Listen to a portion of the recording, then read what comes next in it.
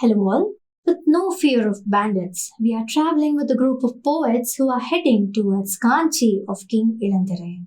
Who are we going to meet on the way? We shall learn from the poem.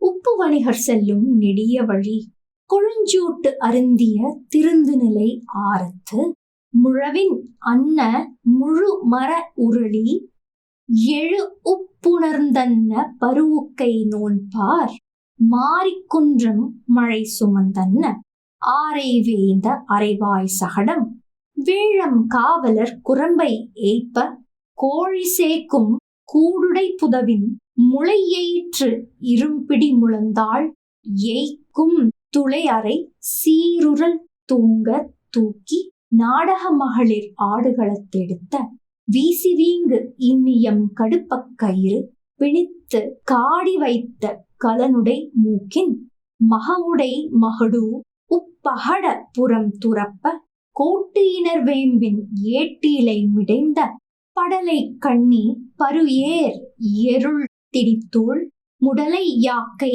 முழுவலி மாக்கள் சிறுதுளை கொடுநுகம் நெறிப்பட நிறைத்த பெருங்கயிற்று ஒழுகை மருங்கில் காப்ப சில்பத உணவின் கொள்ளை சாற்றி பல்லெருத்தூமணர் பதிபோரு நெடுநெறி. The never-ending path of the salt traders.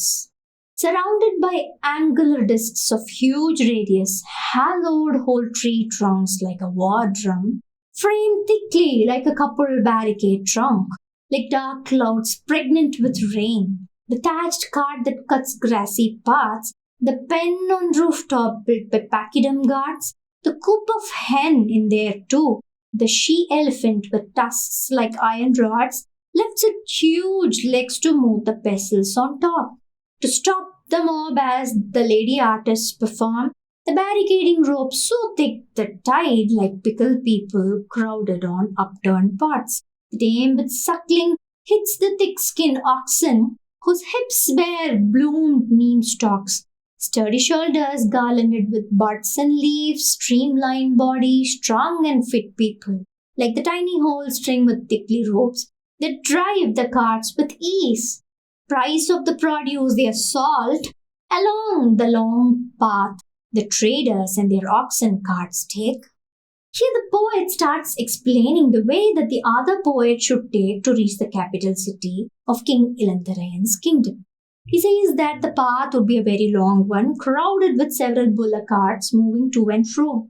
Poet says that the carts would have wheels as huge as war drums. The masts or the frame of the carts will be made of thick tree trunks, and the roof of the cart would be made of dried grass woven tightly into a mat-like structure similar to the thatched roofs of those who build their houses fearing invasion of wild elephants. The poet compares the heavy load of the cart to the dark clouds heavy with rain, and he says that the ropes used to tie the cart should be thick like the ones used to prevent the crowd from entering onto the stage where women performers danced. The people would look very strong and healthy.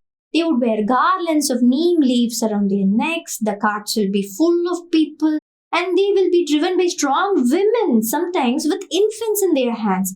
The poet says that these carts would carry salt traders.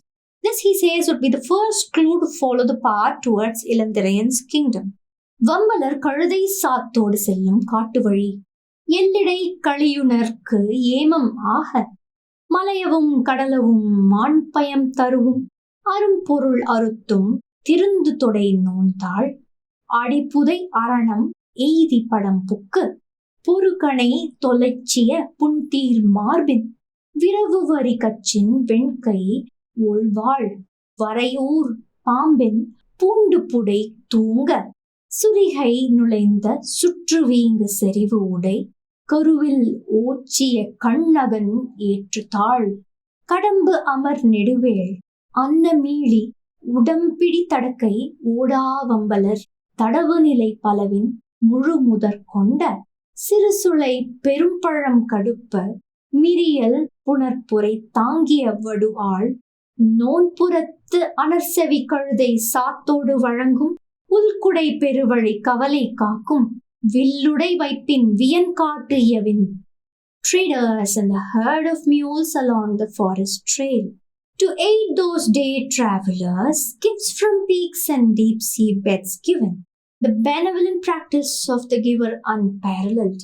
Those with shoes on feet, well clothed, brave hearted, destroyers of bandits' arrows, sporting checked loin cloth and whitish gripped shiny sword that lie across like the python of the mounts, tightly fasten the waistbands, those broad shoulders which braved blackened arrows, valiant like the Valen himself, large hands holding spears, traders who don't scamper beneath the fat bent jack trees that hold sweetest tiny fruits inside the biggest of fruits.